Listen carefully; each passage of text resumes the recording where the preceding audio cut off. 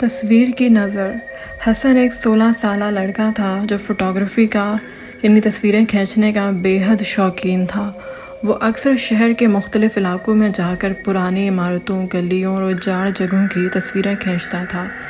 ایک دن اس نے سنا کہ شہر کے پرانے حصے میں ایک خالی حویلی ہے جس کے بارے میں مشہور تھا کہ وہاں کچھ غیر معمولی ہے۔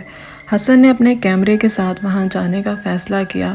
وہ دوپہر کے وقت پہنچا، دروازہ آہستہ سے دھکیلا تو زنگ آلود آواز کے ساتھ کھل گیا۔ اندر داخل ہوتے ہی ٹھنڈک کی ایک لہر اس کے جسم میں دوڑ گئی۔ سورج کی روشنی اندر نہیں پہنچ رہی تھی، صرف کیمرے کی فلیش لائٹ سے راستہ نظر آ رہا تھا۔ وہ آہستہ آہستہ ایک ایک کمرے کی تصویریں لیتا گیا۔ اچانک ایک کمرے میں اسے ایک بڑی تصویر لگی ہوئی نظر آئی، ایک لڑکی کی تصویر جو پرانی مگر حیرت انگیز حد تک صاف تھی۔ لڑکی کی آنکھیں سیدھا کیمرے کی طرف دیکھ رہی تھیں جیسے وہ زندہ ہو۔ حسن نے جھجکتے ہوئے اس تصویر کی ایک اور تصویر لی اور جو ہی کیمرے کا فلیش چمکا اسے لگا کہ تصویر میں لڑکی کی مسکراہٹ ذرا سی بڑھ گئی ہے۔ وہ چونک گیا، کیمرے کی اسکرین پر تصویر دیکھی، لڑکی واقعی مسکرا رہی تھی جبکہ حقیقت میں تصویر میں کوئی مسکراہٹ نہیں تھی۔ حسن گھبرا گیا اور فوراً حویلی سے باہر نکلنے لگا لیکن دروازہ بند ہو چکا تھا۔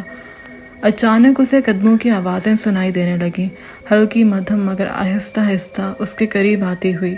پھر کسی نے سرگوشی کی، میری تصویر تم نے کیوں لی؟ حسن نے پلٹ کر دیکھا، کوئی نہیں تھا لیکن اس کے کیمرے کی اسکرین پر خود بخود تصویر کھنچ رہی تھی، ایک پھر دوسری پھر تیسری، اور آخری تصویر میں وہ خود تھا، پیچھے کھڑی ایک سیاہ دھند میں لڑکی کے ساتھ جس کی آنکھیں سرخ تھیں۔ حسن چیخا لیکن آواز اس کے منہ سے نہ نکلی۔ آنکھیں بند کیں، دعائیں پڑھیں اور جیسے ہی آنکھیں کھولیں وہ خود کو اپنے کمرے میں پاتا ہے۔ کیمرہ ہاتھ میں تھا اور اس میں وہی تصویریں موجود تھیں۔ آج بھی اگر کوئی اس حویلی کے پاس جاتا ہے تو حسن کی کھینچی گئی وہ تصویریں اسے در و دیوار پر چپکی ہوئی ملتی ہیں، خاص طور پر وہ آخری تصویر جس میں ایک لڑکی ایک نیا چہرہ دیکھ رہی ہوتی ہے، شاید اگلا شکار۔